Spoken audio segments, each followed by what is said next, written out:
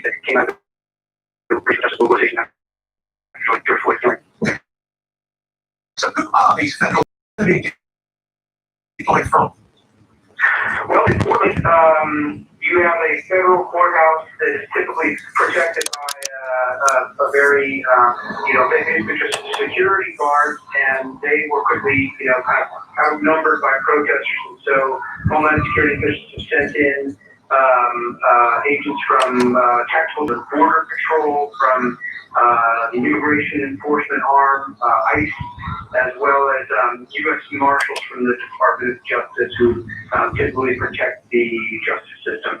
So you have a group of different federal agents there who are now engaging on a nightly basis with these protesters, who are surrounding the courthouse and lobbing objects at it and fireworks and that type of thing. We've been looking at file pictures, speaking of it, and they do look quite scary. Tell us about the Wall of Moms. Well, one of the things that is sort of one thing that we see almost at every protest when authorities kind of escalate with a show of force, there's often a counter response, and with the increased federal deployment, we saw larger numbers of peaceful protesters coming out kind of to protect others, including this group of moms, who wear yellow and lock arms and, are there kind of on the front lines, particularly earlier in the evening before the more rowdy stuff starts up. Right. And briefly, these protests started out as anti-racism demonstrations. Are they still about that? Well, that's a great question. I think what we've seen is that federal courthouse in Portland, which has always been kind of a symbolic target for protesters, and early on in the protest after George Floyd's killing, was kind of an amorphous symbol of injustice, has now become a kind of a proxy for the president himself and Trump's view of American democracy. And so it's really spun up into something much bigger, and he's really given the protest a very clear, firm symbol of his administration right there in their city. Okay, good talking to you. Thank you for joining us. Nick Wiron from the Washington Post. My pleasure. And lots of European governments are facing the same problem, what's to do with their citizens, including women and children, who left to join the so-called Islamic State in Syria and Iraq. Many are now living in Kurdish-controlled refugee camps, their status in limbo. European countries are reluctant to bring them home, preferring them to face trial in the region. But human rights groups say governments should repatriate their citizens and deal with them domestically, especially the most vulnerable. The biggest group of French citizens, including 400 women and children. DW correspondent Lisa Lewis has been to meet Antoine, who's fighting to bring his daughter and grandson back to France. He asked us not to use his real name. Antoine is used to standing his ground. The former trade unionist has defended workers' rights his whole life. But when 5 years ago his 26-year-old daughter suddenly left to join ISIS in Iraq, he had dropped bottom. It was as if my house came tumbling down on top of me. She had always been a good student, and we didn't see this thing coming at all. Our family is agnostic, that she had converted to Islam without telling us. I told her, do you know what you're getting yourself into? And who these people are that you're joining? Last year, his daughter was captured by the Kurds and brought to the El Hol camp.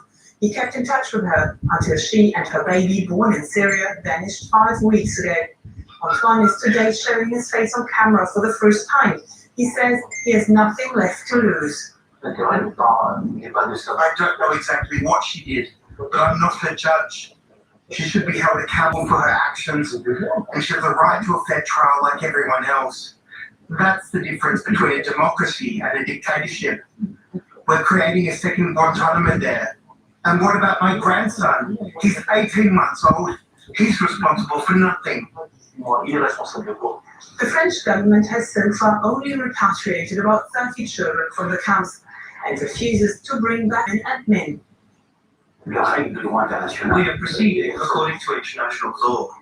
People should be judged in the country where they are alleged to have committed their crimes.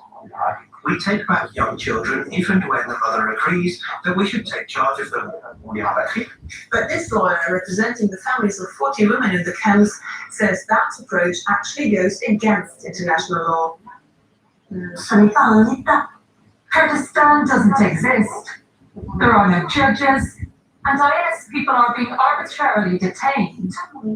Plus, the crime started in France. They are accused of joining a terrorist organization and should be judged here. And these children are in mortal danger. 300 of them died at Al-Hol in 2019 due to the bad living conditions. France has an obligation to protect them, but is leaving them there to rot. France is not the only country reluctant to repatriate its citizens who left to join so-called Islamic State. About 1,000 Western Europeans are still being held in Syria and Iraq. Only a few of them have been brought back so far. Together with other families, Antoine has gone to court to force the government to bring back his daughter and grandson. He believes repatriation is actually in the government's own interest. During a recent attack on one camp, the Kurds just opened the gates and some women escaped to join IS. So leaving these people in the camps is a lot more dangerous than bringing them back. If they manage to get away, there is a real risk they might commit more attacks here in France. He's determined not to lose hope, so that one day he can finally meet his grandson.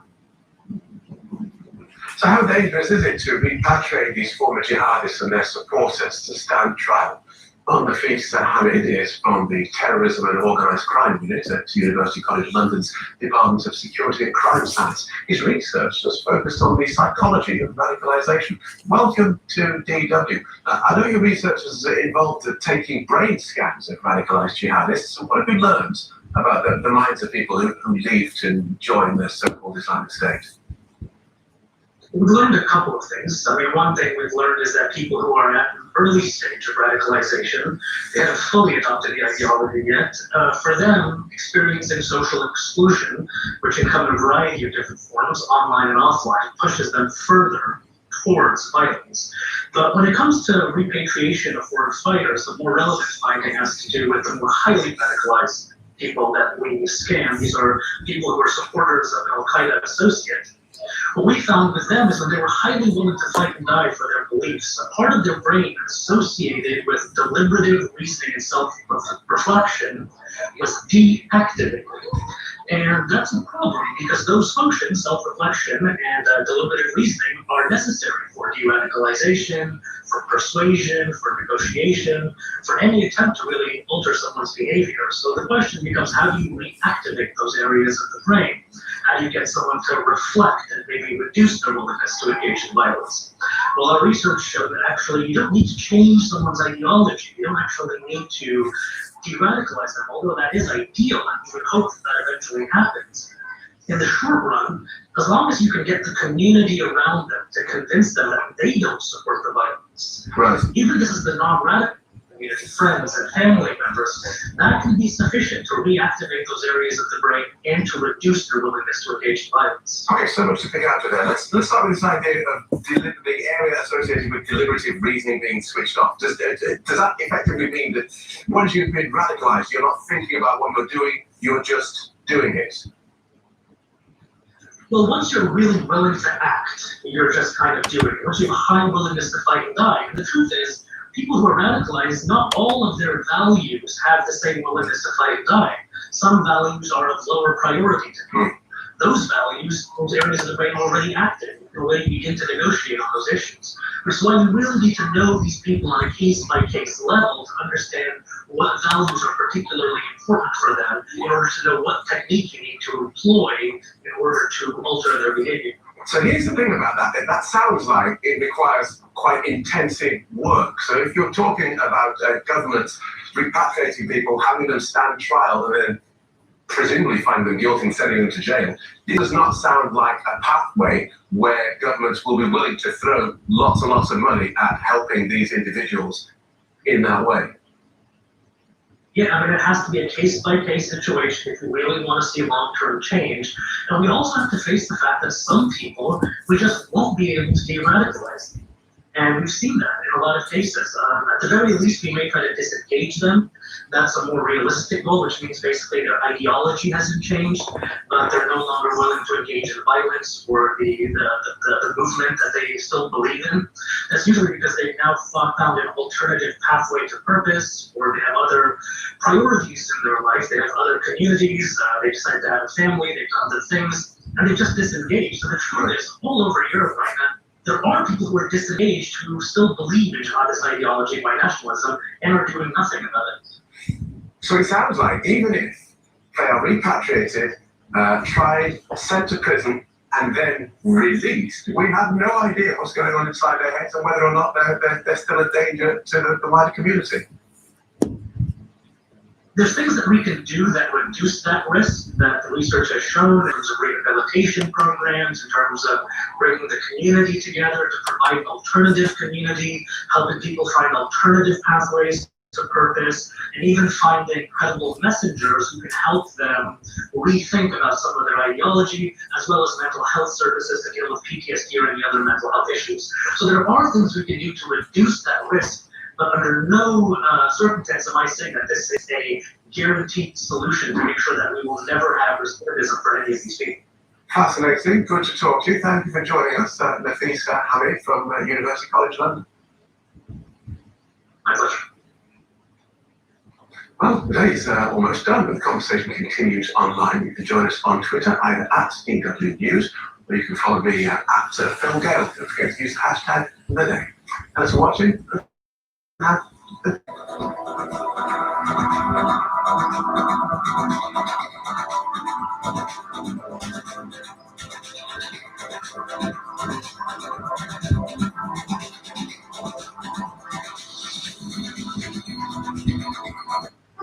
left home when I was 17 years old in search of a dream that I have been able to live out beyond my wildest expectations. When I went to Harvard Law School and Barack Obama and I met, and I looked up from a lot, not just Hi Jim, ¿cómo está?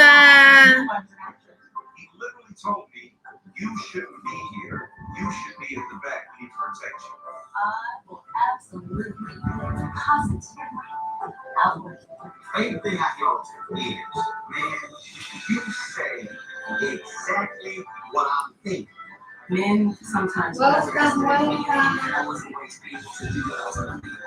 I took people by surprise. My job to pick up that stuff and make something better. It really emboldens me to do the work that I'm dedicating every day of my life to.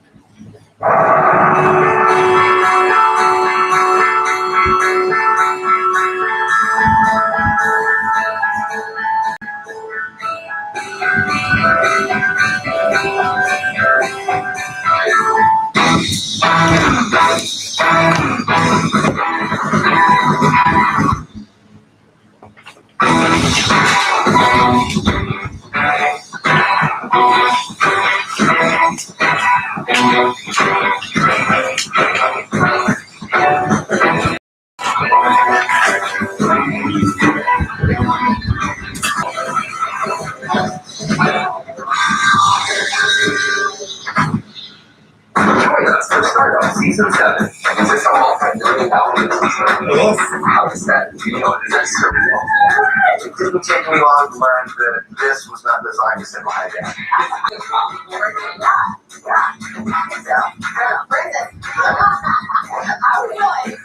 Hard work, perseverance, and vision is all it takes. This is startup. You're watching member-supported KVIE, Sacramento, Stockton, Modesto.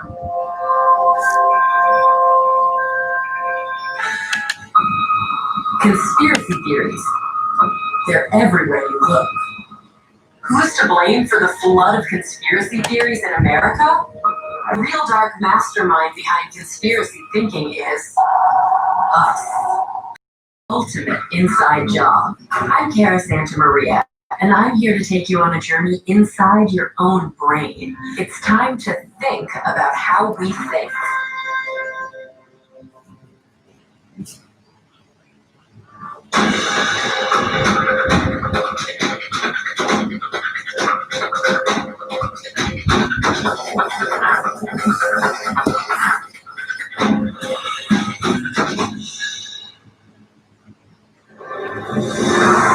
Award-winning films from World Channel. America Reframed, Peabody Award winner, Alfred I. DuPont Columbia Award winner, and 6-time National News and Documentary Emmy nominee. Duck World, an Emmy nomination in its first season.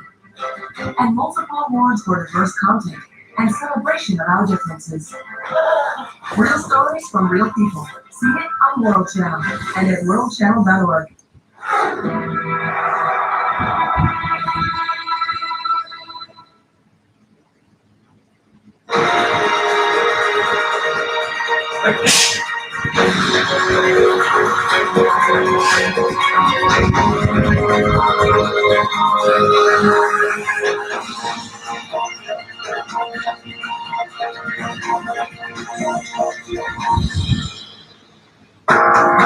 Funding for presentation of this program is provided by Babbel, offering a language program that uses interactive dialogue and speech recognition technology to teach a new language, like Spanish, French, and Russian.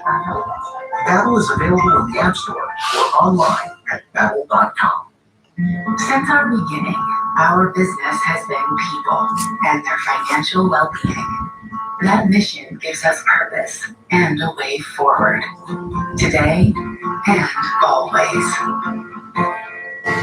Funding was also provided by the Freedom Foundation, by Judy and Peter Bloom Kofler Foundation, pursuing solutions for America's neglected needs, and by contributions to this PBS station from viewers like you. Thank you. And now, BBC World News. This is BBC News. A very warm welcome if you're watching here in the UK, on PBS in America, or around the globe. My name is Mike Embley. Our top story. President Trump deploys hundreds more federal officers to American cities, expanding his crackdown on what he calls My vision for America's cities could not be more different. The law.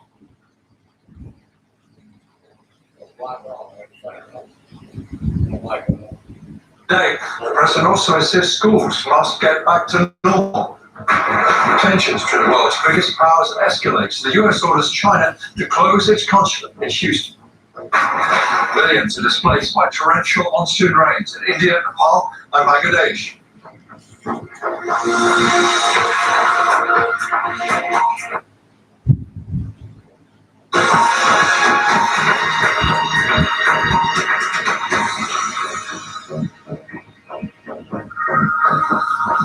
Hello to you. President Trump is sending more federal agents to Chicago and other American cities to fight what he says is violent crime spiraling out of control. There is already considerable dispute and unease about the federal law enforcement officials deployed to Portland, Oregon, to confront protesters there. The president is acting against the wishes of local leaders who say he's provoking a constitutional crisis. Here's how the president and his attorney general explain what's happened. There's been a radical movement to defund, dismantle, and dissolve our police departments. We've just started this process, and frankly, we have no choice but to get involved. We have initiated this program, Operation Legend, to step up the activity of our task forces, our anti-crime task forces in the hard-hit cities by committing more federal agents. Let's get more on this now. We can speak to Rebecca Gill. She's Associate Professor at the University of Nevada's Department of Political Science in Las Vegas. Professor, very good to talk to you. We've just been hearing what the President says about this and his Attorney General. It's pretty clear, I guess, the President is trying to position himself as the law and order candidate when he faces quite a tricky election. What do you make of what's happening? Well, I hate to bring up the word unprecedented again, but I think it's appropriate here. This appears to be sort of an interesting, slow encroachment from kind of going into cities under the guise of protecting federal buildings and then sort of, unleashing some, these federal agents who aren't wearing credentials, who are kind of, I guess, perpetrating their own sort of lawlessness on the streets. Yeah, it is slightly odd, isn't it, to hear describing masks being described in some quarters as tyranny, and then people are okay apparently with protesters being bundled off the streets into unmarked vehicles by people in combat gear with no ID. Yep, that's my take as well. So where do you think it leaves us? I mean, there clearly is a spike in violent crime. It may be that these agents can deal with that in cities such as Chicago. In other cities such as Portland, Oregon, the protests are against the way they're being policed. It doesn't sound as if more law enforcement is the way to deal with that. Well, and even in Chicago, the way to deal with that particular kind of problem isn't what the federal government is proposing. What you need kind of really thoughtful policy that's designed in cooperation with the local authorities, and this is definitely not that. The president, as you know, accuses his opponent Joe Biden of wanting to defund and abolish the police. It's clear Joe Biden doesn't want to do that, but there is support, isn't there, for diverting some of police budgets to other areas. So it's not armed police who turn up, say, to traffic stops, to shoplifting incidents, to mental health calls. Right, I think that that's true, and I think it's unfortunate that the phrase defund the police, it lacks the kind of nuance that I think most of these policies are actually looking for, and I think there's a lot more agreement that it makes little sense to send a SWAT team into a domestic dispute or, to look for, some marijuana in somebody's house. So I do think that not only has President Trump mischaracterized Biden's position on this, but has also sort of used this phrase as a